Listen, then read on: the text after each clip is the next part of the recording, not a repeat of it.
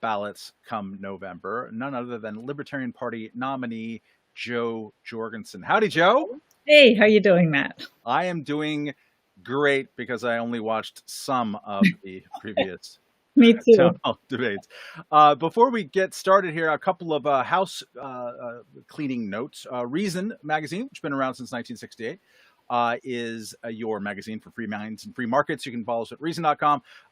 We are published by the Reason Foundation, which is a nonprofit 501c3. We do not endorse candidates or political parties.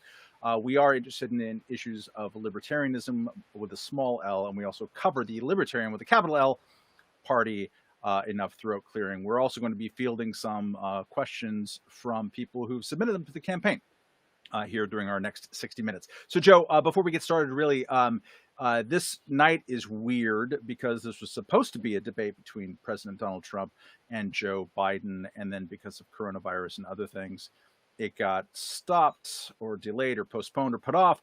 Did you then contact the Commission for Presidential Debates and offer yourself? What's been the communication between you and the allegedly nonpartisan outfit that puts together these debates? Well, I know we put a press release out there. I know we've tried to contact them before. And I know that the headquarters has been in contact with Joe Biden's people to see about getting us to debate. So, I think they just don't want, I shouldn't say I think, I should say I know. They just don't want people to hear a real alternative. And an alternative in which people get to make their own decisions and people get to spend their own money. You and Howie Hawkins from the Green Party are both ballot qualified to win more than 270 electoral votes. I know you didn't see a lot of tonight, but you certainly perused the first two debates, the first presidential and vice presidential debate. What are some of the issues that you thought were not actually addressed at great length in either debate that should be or are urgent matters of concern for the country? Well, can I kind of answer the corollary of that? Yeah. I did catch part of tonight with Joe Biden, and I saw the question on crime, and they asked him, and I didn't hear the question, I just saw the answer. And oh my gosh, we've got a presidential candidate going on and on about police and social workers, and we need to hold a study, and psychologists, and crime is a local issue. It should be decided among the local police, the mayor, the city council, voters. And the fact that the president is actually talking about how local police departments should run their police just shows how far we've gotten from the Constitution. That's just absurd that the president would get involved in such detail, in a local issue. But, I guess I shouldn't be surprised because look at what they did with education, which is another local issue. And now we've got the Department of Education. We'll see if Biden sets up police training facilities, up in D.C. Is there one of those two candidates that you think is actually better on criminal justice issues right now? And can you describe to people what your platform and the Libertarian Party platform, how that differs both in terms of policies and also track record of the other two parties and candidates? Yeah, I really don't see much difference between the two candidates in general. And I've been telling people #fake debates. They both want to make decisions for us. They both want to spend our money. Neither one has an answer to the crushing healthcare costs, and neither one wants to bring the troops home. And I've been going around the country hearing that healthcare is very important. And now Trump is talking again about bringing the troops home. He promised that 4 years ago, so why didn't he get that done? So, and we know Biden would do no better. So I don't see a whole lot of difference. But criminal justice, again, we've got, crime is a local issue, and it should be decided among the localities, the cities, the states, and however they want to do it. What we have right now is we have a problem in which the federal government has been supplying military equipment to 8,000 federal, state, and local police departments. And rather than having the local voters decide what they want, now we've got the federal government getting involved. And it's only made us worse. You know, if you look at the typical community, we've got the cop cars where it says protect and serve and community and all those nice words. What we have now is the federal government inserting itself where it shouldn't be, giving tear gas and tanks to local police departments. And so now things escalate that much faster. If they didn't have that heavy artillery to begin with, we wouldn't see that escalation, because now instead of protect and serve, we've got an us versus them soldier mentality. And I don't want America to be at war with other countries, and I certainly don't want America to be at war with its own citizens, which is what we've started now thanks to that. And can I add one other thing too? This is what's so frustrating. If you go to pretty much any city in the country and you say, hey, let's put a question on the referendum. Would you like your taxes raised so that our local police department can buy a tank? I guarantee you just about every city, if not every city, would say no. Voters would say, you know, I'd rather spend that money on maybe going out to dinner an extra time or nicer vacation. Why do I want a tank for my police department? But the way federal government does it, both in this field and every other field, is they take money from the taxpayers and then they dangle it in front of people. And, you know, they ask the police departments here, do you want a free tank? And of course, the police departments are going, well, it's our tax money. We certainly don't want the people in Alabama to get it because we paid for it. And so then they take it and it just makes things worse. So again, the federal government's overreach is just astounding. Let's go to some of our submitted questions. Les Defner in Illinois says, you have said that a top priority for you in the area of criminal justice reform is ending the drug war. Why is this your top priority?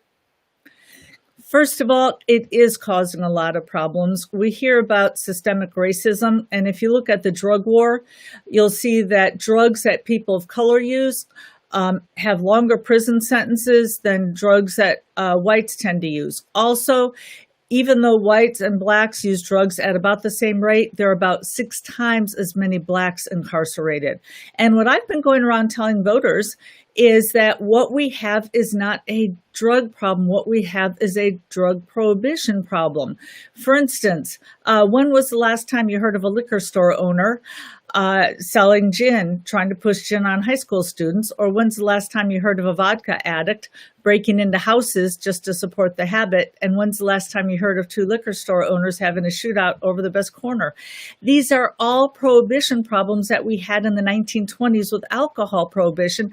And now we're seeing a repeat. We're seeing a carbon copy right now. Just like we had Al Capone and the gangs and shootings in the 1920s over alcohol, we've got the same thing today with drugs, and we need to put a stop to this insanity.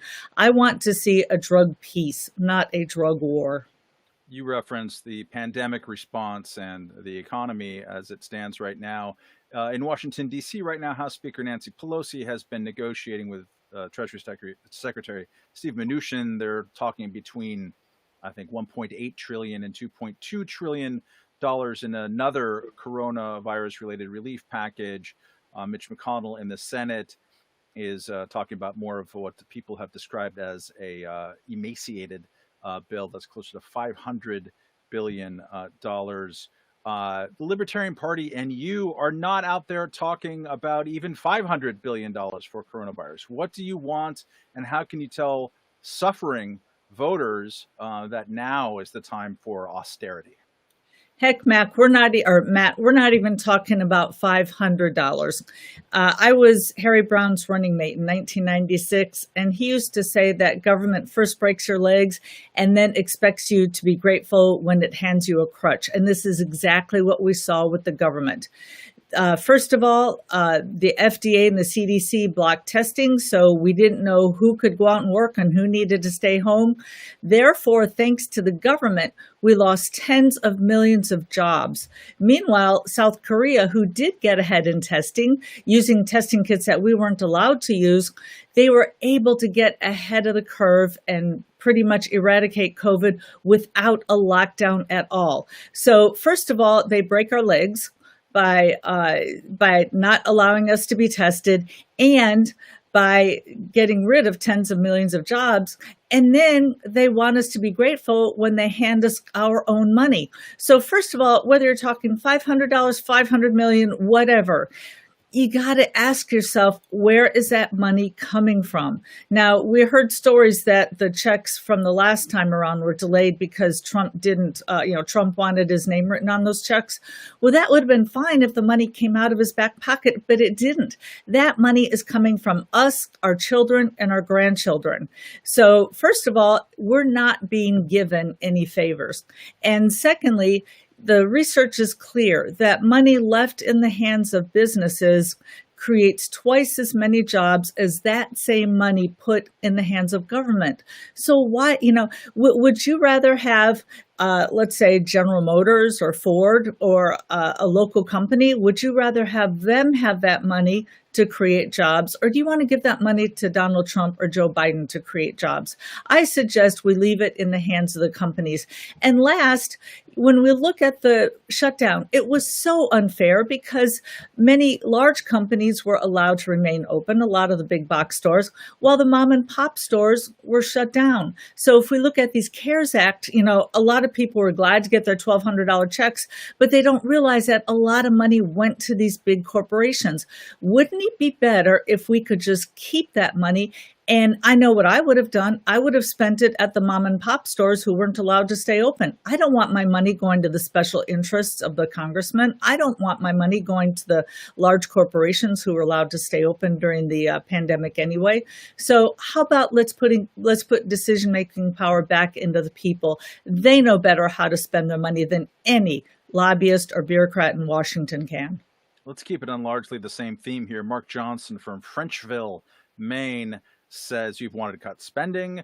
Where in the federal budget would you look at first to cut spending? Sure. So we absolutely have to have a strong military to defend our shores, to defend our borders. And I've been saying I want to turn America into one giant Switzerland, armed and neutral. However, there's no reason to be spending money in the 150 different countries around the world that we're in. Also, we spend more on military than the next 7 countries combined. And last, I'd like to point out, we keep hearing how great France is, how they get 5-week vacations. Well, maybe we'd get 5-week vacations too if we didn't send our money around the world. So the first thing I would do is I would keep the money within our borders, or within our country rather than sending it all around the world. And you know what? If it were just the money, it'd be bad enough. But even worse than that, it's making us less safe. And the job of the military is to make us more safe. So we can save over $500 billion just by defending our borders and not the borders of every country around the world. I'd also look at things like the Department of Education. Again, education is a local issue. It should be decided among parents, teachers, and students. And we've got hundreds of dollars per pupil going to Washington, D.C. that just gets gobbled up. How about let's let our communities keep those keep that money. And maybe we wouldn't have so many teachers going out and buying boxes of Kleenex and crayons on their own. And last, I would end foreign aid to other countries.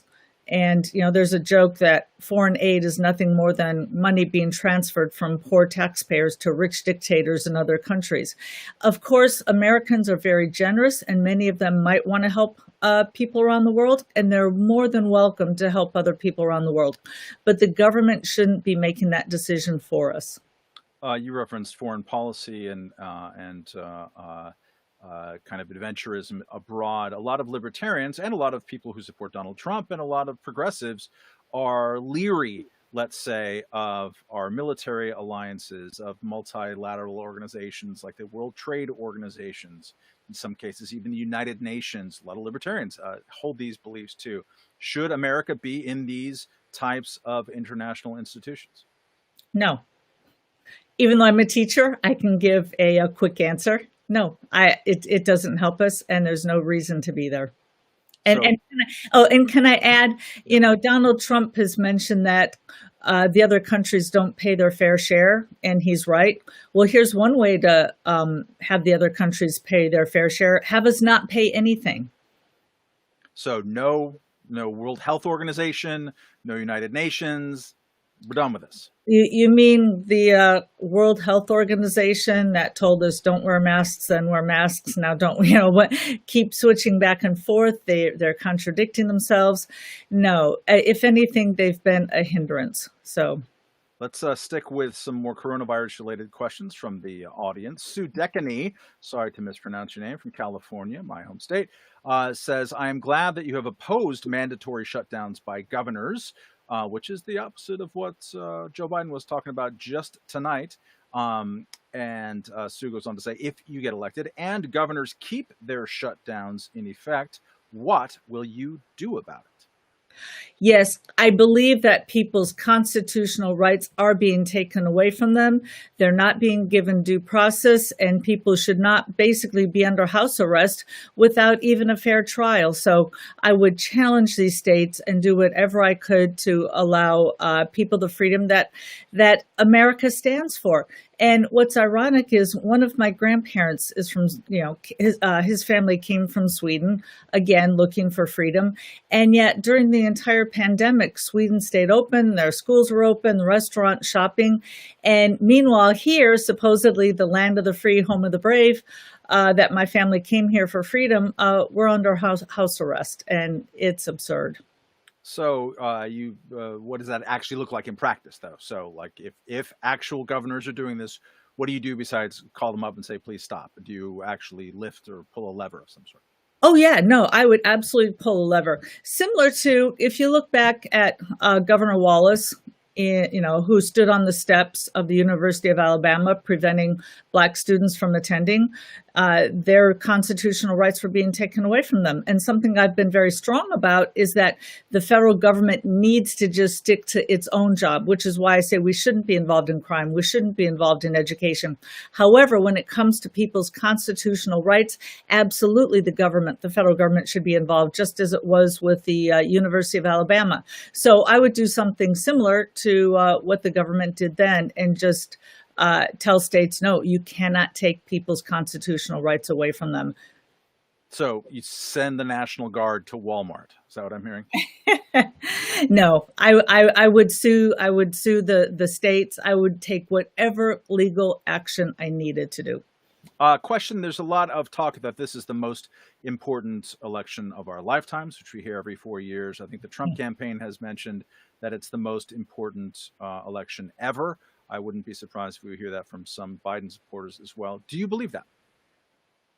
No, because, and I would suggest that more than at any time, we've got two people who are offering the same things. And we keep hearing the media call them two old rich white guys, not much choice. And I would say that's the least of the problems.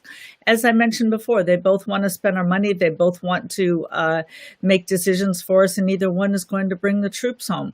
So I look at them and, you look at Trump supporters. And I understand why people voted for Trump, because he said, I'm an outsider. I'm a businessman. I know how to balance a budget. I know how to cut spending. And yet he increased the deficit at a faster rate than Obama did. So people are saying we need to elect Republicans for smaller government. Republicans continually make government bigger. Or I guess I should point out Republican politicians. In fact, when I ran for the VP slot in 1996, my speech was entitled, Why Republican Politicians Keep Selling Out Freedom. And I made the distinction between the many fine Republican voters who, many of them want smaller government, and looked at the Republican politicians. Even Ronald Reagan, who is championed as somebody who gave us smaller government. If you look, he gave us bigger government year after year after year for 8 straight years. And when he was criticized for for increasing spending, those close to him said, well, what do you expect? Congress never gave him a balanced budget or a smaller budget. Well, here's what I expect Reagan to do. I expect him to send the budget back and say, no, I'm not signing it, instead of just signing it with a smile on his face. And if I were president, that's what I would do. If Congress gave me a budget that was not balanced, that was not small smaller than the one last year, I would send it back. Again, I am a teacher. I know how to grade papers as an F. I would tell Congress they just received an F and they need to redo their paper and send it back to me again. 2016 was the biggest year for third-party presidential candidates in 20 years, including by far the best showing of a Libertarian Party candidate, Gary Johnson. It was also a very, very close election in which the winner of the popular vote did not win the Electoral College. Typically speaking, high water marks for third parties when correlated with very close, bitterly contested elections among the two parties are followed by collapses in the third party vote for reasons that make kind of sense. So what do you say to those voters in swing states, in your Georgias, your Floridas, your North Carolinas, your Iowas, etc., people who are saying to themselves, either we have to stop this untenable authoritarian xenophobe, or we have to stop this person who's an avatar of socialism, or at least a lousy bulwark against the AOC takeover of the Democratic Party. What is your pitch to those people who hold those values to be very important, and they live in these 6 or 10 states that are pretty close right now?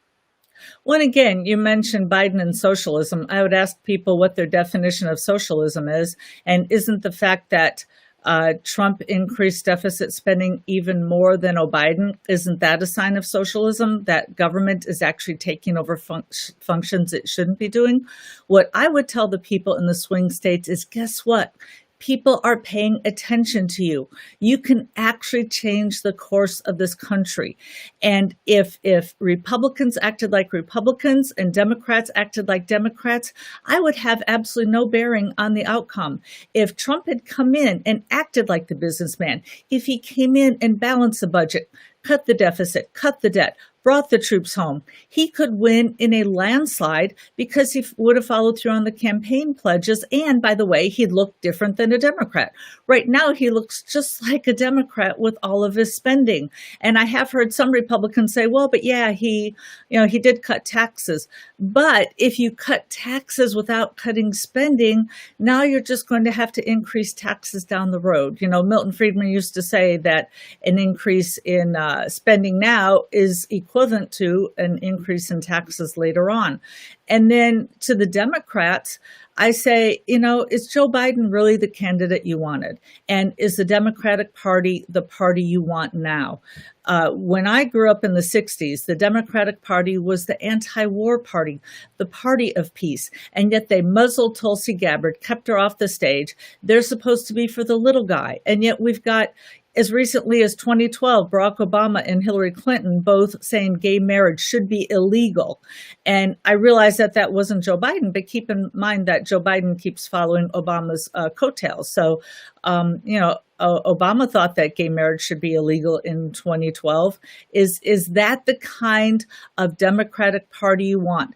Do you want a party in which the party machine rams a candidate down your throat? So you in the swing states, you have the power. You have the power to change those parties. If you're a Democrat and you want the Democratic Party to act more like the Democratic Party, then vote for me and send a message. We don't want your candidate. We wanted our candidate. Or if you're Republican, send a message to Trump saying, you know what? We put you in office because you're an outsider and you're not acting like an outsider. So what we're going to do is we're going to vote for the true outsider. And until you start acting like a Republican, we're not going to vote for you. Could it be that Donald Trump is acting like, by definition, perhaps tautological definition, but acting like what a Republican is in 2020? Is this not the Republican Party right now? I would say this is the Republican politician of 2020, which is the Republican politician of the 1980s with Reagan. Bigger and bigger and bigger government year after year after year. But this is not what I'm hearing from Republican voters. I'm hearing many Republican voters sincerely wanting the spending cut. They sincerely want government to get smaller. They sincerely want control over their education and their police departments without the federal government getting involved. So again, the Libertarian Party was formed back in 1971 when Richard Nixon stopped acting like a Republican. And things haven't changed. And I understand again why people voted for Trump because he was an outsider. He didn't have 50 years of political favors to pay back with, becoming state house rep or becoming a U.S. senator. But he is still well connected, and he's certainly acting just as professional of a politician as any Republican has. A lot of Trump supporting Republicans, or just Republicans in general, will counter. Sure, Joe Biden might have been the comparative moderate in the race, but the ground underneath his feet have been moving in the direction of Green New Deals, massive new amounts of planned spending, just as a baseline, a lot of more desire for things like cancel culture, or at least suppressing people's ideas of free speech. What say you to the critique that the Democratic Party does not resemble the Democratic Party from 20 years ago? It is something considerably less liberal in the classical sense of that word. Well, I completely agree that basically both parties are moving towards socialism. Both parties are moving towards bigger government. And absolutely, the Democratic Party, again, just the fact that they've nominated yet another war hawk. First of all, it was Hillary Clinton in 2016, and now it's Joe Biden. Where are the anti-war Democrats saying we want peace in the world? Again, the Democratic Party, I remember, was for free speech, was for peace, was for individual rights, the rights of the little guy. I don't see any of that with the Democratic Party. Instead, I see well-connected Democrats who are pushing bigger and bigger bills that take over every aspect of our lives. Let's go to a couple of healthcare questions. Leilani Chase Kaukahi in Mesa, Arizona asks, at the moment, I get health insurance coverage through my employer. But if I were to lose my job, which many people have done, that was me talking, not her, what options would I have under your presidency? And we are and by the way, that's an excellent question. And I'd like to point out that we are the only industrialized country on earth who has healthcare tied to our employment. And it's egregious because, as you said, first of all, you could lose your job. But what about those people who hate their jobs, who wish they could quit their jobs and get a job they really enjoy, but they can't because they're tied to their healthcare? And let me back up just a minute and say, when people ask me why I'm running for president, I tell them it's because government is too big, too bossy, too nosy, too intrusive. But the worst part is that they often hurt the very people they're trying to help. And that's exactly what we have with our modern healthcare system. The only reason that we have our healthcare tied to our employment is because of what government did back in World War II, when they had a wage and price freeze control and they wouldn't let employers pay employees more. They couldn't entice new employees with higher pay. So they started offering benefits. And it seemed like, okay, no problem back then. But then now look how the problem exploded now. Every time the government tries to help with something, they create 10 new problems, just like they did with healthcare. And the more government has gotten involved in healthcare, the more unaffordable it has gotten every step of the way, right through Obamacare. So what I would say is, I plan to return to a true free market. And by the way, if there is one thought, one idea I could get to every American voter, it would be that we do not have a free market system. And we haven't in almost 100 years, because we keep hearing the politicians say, well, the free market isn't working. I guess we're just going to have to go to single payer. Well, when I hear the term, we need Medicare for all, when I hear them say we need Medicare for all, what I hear them say is we need VA hospital for all. And monopolies never work. Are 1/3 per person what ours are. And by the way, their doctor visits are only $10. Their doctor visits are less than our copays. Or we can look at the state of Indiana, which has a similar system, which has also been bringing down the cost. And last, I'd like to point out that the only two somewhat free market systems that we have in our country, which would be LASIK surgery and cosmetic surgery. LASIK surgery prices have gone down dramatically over a 20-year period, in which their prices went down by 70%. Their prices went down 70%, while the rest of healthcare went up by 125%. That's because doctors and healthcare providers were competing against each other on price. And wouldn't it be great if you had doctors and clinics and healthcare centers competing on price for you, just like grocery stores compete on price, computer manufacturers compete on price, and everybody else, and then you get to keep the savings. Let's stay on healthcare here. Andrew Riven Bark from Charlotte, North Carolina. If we were to get rid of the FDA, as you have suggested, how could we know which drugs are safe and which ones are not? Well, a lot of people don't realize that we did not have we didn't have the efficacy requirement, which is the one that says whether the drugs work or not, until 1962. So until 1962, all they did is test for safety. Now, I'm willing, at least as a first step, to go back to the way it was in 1962, in which they only test safety and that's it. And I think that would be a great first step. I think a second good step, though, would be to have the FDA be an advisory role, and rather than taking taxpayers' money, have the drug companies spend money at the FDA in order to have their drugs tested, kind of like, a seal of approval. And if you look at underwriter laboratories, I'm not sure if you've ever looked at, like if you get a light or a lamp and you plug it in, if you've got those big plugs and you plug it into an outlet, you'll see a little UL, Underwriters Laboratory, and that means that it's safe. A lot of people don't realize that Underwriters Laboratory is not a government agency. It's a private agency. And if you look at Yelp, or you go to Amazon and you look at the reviews there, or Zagat, or some of these other things, if you didn't do a good job as somebody who tests things, if you gave, for instance, a bunch of restaurants 5 stars when the food was horrible, you wouldn't stay in business long because people wouldn't trust you. But the FDA doesn't have that. There's no accountability with the FDA.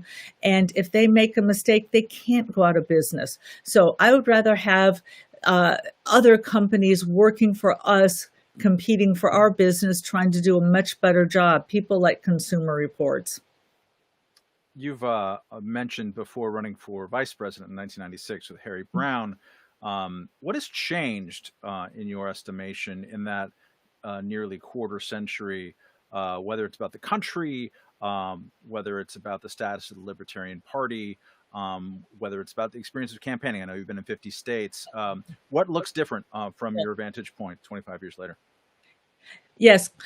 So one thing that I noticed, I remember back in 96, one of the big issues was the barbershop, the congressional barbershop, in which taxpayers paid for haircuts of Congress people. And everybody was outraged. It's like, I got to pay for my own haircut. How come Congress people who are making so much more money than I am, how come we taxpayers are paying for their haircuts? They should pay for their own. And I understood why people were outraged. And now look at us 24 years later. Now we're in a position in which Congress people like Nancy Pelosi, they're allowed to get their haircut, and we can't even get our haircut. We're not even allowed to go to the salon. So first of all, it kind of, tongue in cheek, it kind of makes me long for the good old days when we simply paid for their haircuts. I hate it now that we can't even get haircuts. It's Animal Farm all over again. And just a numerical difference here. I remember in 1996, I was going around talking about this horrible $5 trillion debt. How are we ever going to dig ourselves out of this hole? It's so huge. Now we've got a debt that's 5 times that size. And looking back at $5 trillion, I would say it's a bit quaint. But one final aspect, one final answer to your question, I'm seeing a big difference in voters because back in 1996, a lot of people were humming along pretty well. Bill Clinton, even though he was impeached, he was still overwhelmingly elected again. People were doing pretty well. It's the economy, stupid. And so we had to try to explain to people, no, this outlandish spending needs to stop. So in 1996, we had to educate people about big government and the dangers of big government. The nice thing now is we don't have to educate people anymore because they were ordered to stay at home. They have been ordered to wear masks. They've lost their jobs. Now government is affecting them on a daily basis. And so now they can actually see the dangers of big government. So we don't have to educate them anymore. Now, as soon as they hear the alternative, they say, you know what? Yes, we do need something different. And government is just out of hand. Gary Johnson beat Jill Stein, I think, in all 50 states last time around. You are polling at around 2% was the last real clear politics average that I saw, which is double on Howie Hawkins from the Green Party. But basically every poll that I've seen, you've been ahead of everybody, even the great Kanye West. Talk a little bit about the growth of the Libertarian Party, and if you can, shine the light on some other key races, a candidate or two that you've seen out there, governor, Senate, House, that you've run into in your travels that are particularly worthy of attention. Oh, sure. Well, first of all, can I mention about the polling? So looking at our polling, and I'm sure you know that in order to be in the debates, you have to poll at about 15%. In 2016, Gary Johnson was polling, well, he was in the polls from the very start. And being in the polls increases name recognition because then when newspapers or the internet or television, when they report on polls, you know, in 2016, they'd report on Trump and Hillary Clinton and Gary Johnson. And people were going, oh, wow, there's another alternative outside of the other two. And then they would look him up and it helped him go up in the polls. However, he got dangerously close to that 15%, which gets you on the debate stage. He got up to something like 13.6%. So what they did this time around is they didn't put me in the polls. So there was no way for me to be in the debate without even being in the polls. But furthermore, I didn't have the advantage of getting my name out there. They keep talking about Trump and Biden as being the only two choices. And so many people are shocked to find out that there even is a third choice. So first of all, as far as the polls go, you know, it's just been disappointing because without having my name reported in the news, it's hard to get traction. But yes, we've got somebody in Indiana, Rainwater, running for governor, and he's talking about the same thing we're talking about with masks, how people, you know, this is a free country and we should be able to make our own decisions. And then we've got Harrington in Arkansas, who's running against Cotton, who is doing very well in a two-way race. So we'll have a couple of libertarians to keep our eyes on. There was a moment tonight in the Joe Biden town hall where he was asked a question about trade, and he attacks Donald Trump for being insufficiently anti-trade, which filled my heart with a special something. This tease of a question from Claire Ball from Nashville. Dr. Jorgensen, President Trump has ordered new tariffs on imports, especially ones from China, and Joe Biden is pushing his Buy America plan, which he was tonight, which also imposes new tariffs and restriction. As president, what would you do about trade deficits, and what would be your trade policy in general? Well, the first thing I'd like to do right now is dispel the myth of trade deficits. So you look at a personal level. I have a trade deficit with my local gas station because I keep buying gas from them, but guess what? They don't buy anything from me. So it doesn't matter if we have a trade deficit with this particular country or that particular country. They are still getting our American dollar bills and they have to go somewhere. Now, you know, just like my gas station spends their dollars somewhere else and those dollars get spent somewhere else and eventually they get back to me, the same thing happens with countries. So I think people are looking a little too much at the trade deficit. But again, in order to have the best economy possible, we need to have free trade. First of all, what gives us the right to impose a tariff so that prices are now high for people who are struggling in our economy. People who are struggling in our economy today they have the right to be able to buy cheaper goods from other countries if they so choose. And last, I would say that it makes us safer as a nation. Some historians say that the reason that Japan bombed us and got us into World War II was because of the trade tariffs that we had. Well, Japan's not going to bomb us now with all the Toyotas and Hondas we buy from them. You tend to not bomb your best customer. So I want to be favored nation status with everybody. I want to trade with everybody. And if we can get along in the world and trade peacefully, then they're certainly not, again, going to bomb some of their best customers. And since we do have a good economy and would have an even more thriving economy, then we'd be even a more valuable trading partner to countries around the globe. Well, over the last 7 decades or so, the main mechanisms for pursuing global tariff reduction have been multilateral treaties and the institutions that arise, including the World Trade Organization, which you think that we should not be a part of. So what is your mechanism for bringing about this thing that has been previously brought about through the multilateralism that you are suspicious of? Well, I disagree with the premise that free trade has been brought about by these treaties. Usually, if there's any kind of a trade treaty, it's usually describing restrictions, either on our country or the other country or both.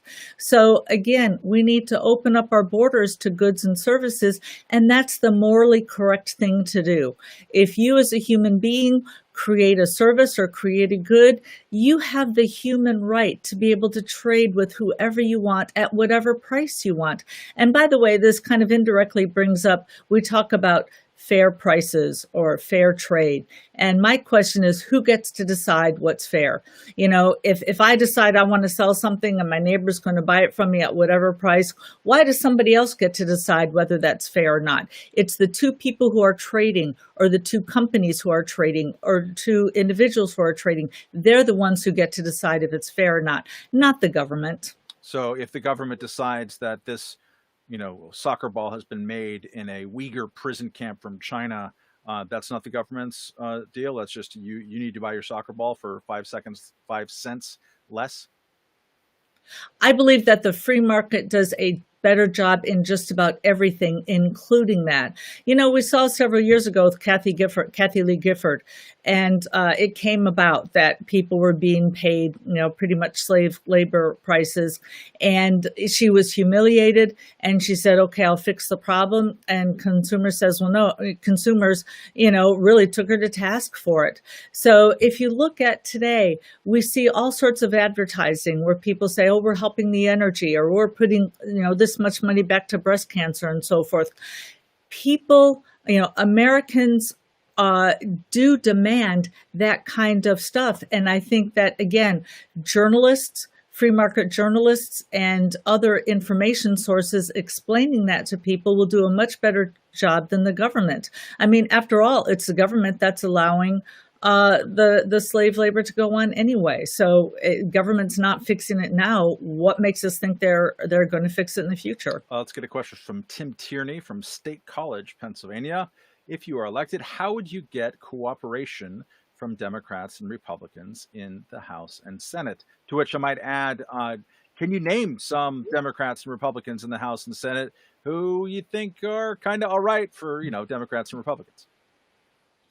Well, my short answer is I'm a teacher and I know how to handle problem students.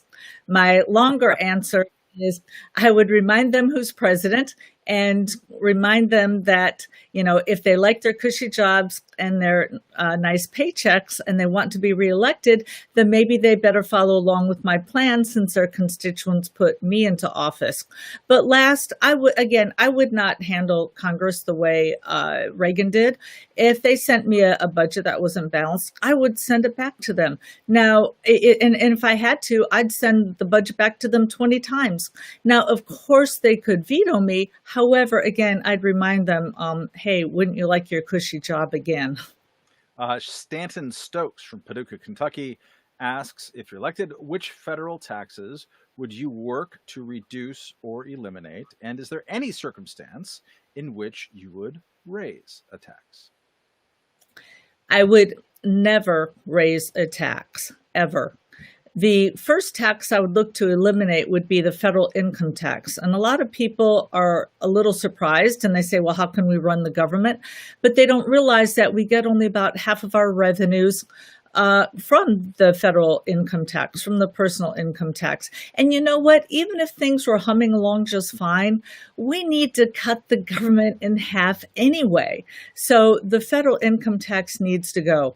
Now, it's going to take maybe a little longer than it did before the recent CARES package. However, absolutely not raise taxes. I would balance the budget and then cut the federal income tax. And then I would quickly move to the corporate income tax. And I will say that Donald Trump made a good start with starting to lower the federal or the corporate income tax, but we need to lower it to zero because, first of all, we don't want to give companies any incentive to take their money offshore. And secondly, that money gets passed along to the consumers anyway. You know, it's a myth that corporations pay taxes. And last, the corporate tax brings in such a minuscule amount anyway compared to the other revenues, the budget would hardly miss it. You didn't mention any Democrats or Republicans on Capitol Hill you have a particular fondness for. Are there any? Well, I'm fond of Justin Amash, of course. Even though and by the way, he is a libertarian. Let me put that disclaimer in there. So it's really exciting now that we've got a tripartisan bill for the first time, at least in modern history, that he came up with. I wish that Rand Paul followed in his father's footsteps a little better, but he's better than many of the people there, and Thomas Massey and a few others.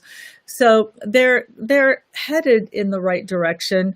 However, if we look at how could I govern as a libertarian president, well, if I had enough support to become president, then there would be enough support to also put libertarians in Congress and the U.S. Senate as well. And again, what's so great about 2020 is we no longer have to point out how egregious government is, how it's overstepped so far. Now we just have to show them that we have the answer, that the Democrats and Republicans have been creating the problems and we have the solutions. Victoria Leroy from Colville, Washington asks, would you pardon either Edward Snowden or Julian Assange? I will tack on there any other pardons in either as a category or as individuals.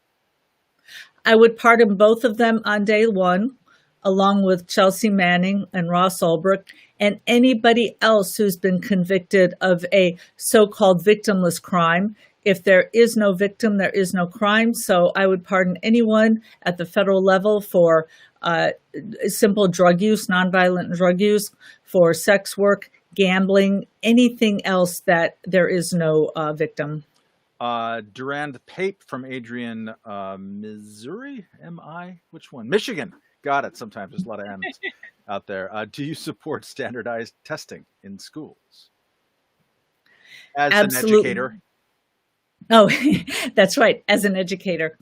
As a libertarian and as a lover of freedom, and as somebody who realizes that bureaucracies just don't work and competition does, I would get rid of the Department of Education. Now, I can't do that on my own the first day. What I would have to do was demand that Congress start significantly defunding the Department of Education.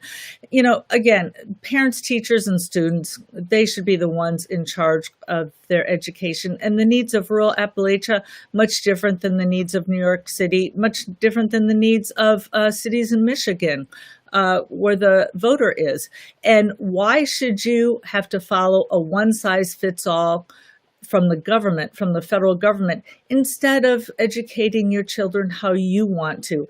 This is such a personal decision. And if you don't mind I'm going to expand on this just a little bit, because so many people have asked me, why are we at polar opposites? Why is our country so divided? What can we do to get the country together? I think that part of the reason that we're so divided is that everything goes through the government. And, people talk about how corrupt the government is. Well, it was very corrupt back in the 1930s and 1940s, but people didn't care because not everything went through it. So let's say right now, you want to send your kid to a school with prayer and your neighbor doesn't, or you want to send your kid to a school that has vaccines, masks, whatever. What you have to do right now is you have to battle it out with your neighbor. You both have to, each pick your own candidate, send money to your candidate, put out yard signs, get all your friends to vote for your candidate. And then on election day, one of you is going to win and one of you is going to lose. And you're going to both have to live under one system. And it's no wonder that we're so divided. Imagine if we got to the point where now we're going to vote on, are we going to be vegetarian or are we going to be steak eaters? That's ridiculous. And people say, well, okay, that's a bit far, but you think about it. Vaccines, that's such a personal decision, whether you're putting something in your body. Religion, education, healthcare, these are all personal decisions. Now, with education, the libertarian way of doing it is you get to keep your resources and then you get to vote with your feet, you get to vote with your dollars. So rather than the two of you battling it out over how you're going to run education, instead, you get to put your resources towards a school with prayer and your neighbor can put his resources to a school without prayer, and you can get along because you don't have to fight and battle over agreeing on every little thing. You referenced vaccines. Vaccines are generally not handled at the federal level in terms of enforcement, but as a kind of a philosophical category, do you think it's wise for public schools, for example, to require vaccines of certain things before kids can show up? I think it is immoral. Let me start off by saying that I chose to vaccinate both of my daughters, and my daughter has chosen to vaccinate her child. However, that's a personal decision, and I think that requiring people to vaccinate their children is one of the most egregious things that the government can do. If you look at, for instance, all the things that people complain about with their bodies and their choices, it's like, it's my body, I have the right to use whatever drug I want, or it's my body, I have the right to engage in sex work, or I have the right to gamble or vape or whatever. All of these are laws that the government is telling you what not to do. Vaccinations, on the other hand, we're talking about somebody forcibly putting a substance into your body. I am just shocked that that's even a question in our country that is supposed to be free. And even though I have chosen vaccinations and I've chosen vaccinations for my children, I would never use the excuse of herd immunity to force other people to put something into their bodies that they don't want to. The last 36 hours or so have seen a kind of remarkable kerfuffle as the New York Post published a piece about Joe Biden's son Hunter and his dealings at Burisma a long time ago, not a long time ago, 5 years ago, and Twitter then blocked the story from being published. They would refuse to allow people to link to it. They blocked New York Post account. For a good while. This led to a lot of people, especially on the right, but not only, to decry the censorship from social media companies and renew their calls for increasing federal regulation or changing the rules, Section 230 of the Communications Decency Act. I know you've complained in the past of the way that Twitter is treating your campaign or your campaign supporters. What do you think, if anything, should be changed about federal regulation of Twitter, Facebook, Google, Apple, etc.? They're private companies and they have the right to free speech. Now, I think that they are being just stupid, for lack of a better word. They put themselves out as, we're the town hall. We're where people come together and share ideas, and yet they're censoring people. So they are absolutely misusing their power, and I think they're doing a wrong thing. However, part of the question here is, how do you fix it? And I would suggest that, once again, the free market can do a better job than the government. And all we have to do is look back to IBM. The Justice Department had a 13-year lawsuit against IBM, which spanned the entire 70s. And supposedly there was enough paperwork that was generated back then to go to the moon and back, or at least to the moon. And yet what happened? They didn't they didn't knock down IBM after all. In fact, I had a conversation with a socialist who said, wouldn't this be great? We could divide IBM up into 7 different companies, and each company would be the size of boroughs. Now, a lot of young people might be asking, what's a boroughs? And that was a computer company that was probably the main competitor to IBM. So the Justice Department, after 13 years, couldn't knock down the size of IBM, but look who did. 2 guys in their garage who started Apple. And keep in mind, this was back in the day when, IBM had such capitalization. They had all these huge plants, and everybody said there's no way that we can compete because people can't afford to build factories. Well, now look at how much cheaper it is to get into the business of like Facebook and Google. It takes a lot less than it did back in the 70s to compete against IBM. So I'm going to leave it up to, 2 new guys in their garage to overtake Facebook and Twitter and even Apple, because again, the free market can do such a much better job than the government ever could. People who, for whom immigration is a very important issue on both sides of it, tend to treat this election as being, the most important election of our lifetimes in that you have a restrictionist current president and a Democrat who's running much more to the opposite of that than we've seen from Democrats traditionally. How does the Libertarian Party and your platform in particular differ from Joe Biden on immigration? We want to return to the open borders this country had before the 1920s. And by the way, 3 of my 4 grandparents are immigrants, and they immigrated before the borders were closed in the 1920s. Our country is made up of immigrants. This is what has made our country strong. And it's just a myth to think that people are coming over here simply to game the system, to come over and get on welfare. First of all, if you look at the major welfare programs, most of them do have a 5-year waiting list where you have to wait. And also, taken as a whole, GDP goes up with immigrants. And also there's a myth about crime. If you look at the statistics, people in America born on foreign soil have a lower per capita crime rate than people born on American soil. So I think we need to open up our borders and welcome in more people to make the country strong, just like it did when my grandparents came over to make the country stronger. We also have airlines and lots of things that we didn't have in the 1920s, in addition to billions of people that didn't exist. Would not an open borders idea lead to potentially, the doubling of the United States population in short order? And would that be a good or a bad thing? Well, if you've flown in a plane lately and you look down, you see there's a whole lot of green space down there. We could double in population and still have a lot of green space left. And again, the more people we have, then the more innovation and the more we can help our country. A lot of people are saying, oh, geez, how can we compete with the Chinese?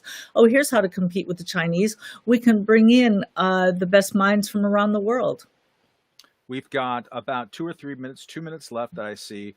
Why don't you give us a closing case for people out there in streaming land of why they should continue to check your campaign out and consider voting for you, as opposed to the 2 old men who are yammering on today on the television? Yes. Well, notice they couldn't even bear to meet each other on stage. That's how uncivilized politics has gotten. I would bring civility to it. By the way, the very first presidential debate, after it was over, our website slowed to a halt because so many people were checking us out. They were saying, oh my gosh, these are our only 2 choices. There's got to be somebody else. And people started coming to us in droves. And I'd like to point out that since the beginning of our campaign, About 75% of our volunteers have been from outside the party because they realize that the old party system just doesn't work. And what I've been telling people around the country is, look, when I'm asking you to cast a vote for me, I'm not asking you to vote for me. I'm asking you to vote for you because you know better how to spend your money. You know better your family priorities than any politician and bureaucrat in Washington. And I've been telling Americans that you know best what's best for you. And to check, go to joe20.com. Again, that's joe20.com. And start voting with your feet and voting with your dollars, in which you get to vote every day for how you want to live your life instead of living under the way that the people in Washington think that they have the right to tell you how to live. That does it for our virtual town hall here. Joe, always great to chat with you. Thank you very much for putting up with me and the listeners for the last 60 minutes. My name is Matt Welch, again from Reason Magazine. Check us out at reason.com and on all the Twitter tubes and such like for our continuing coverage of the presidential campaign, Libertarian Party, and related things. Good night.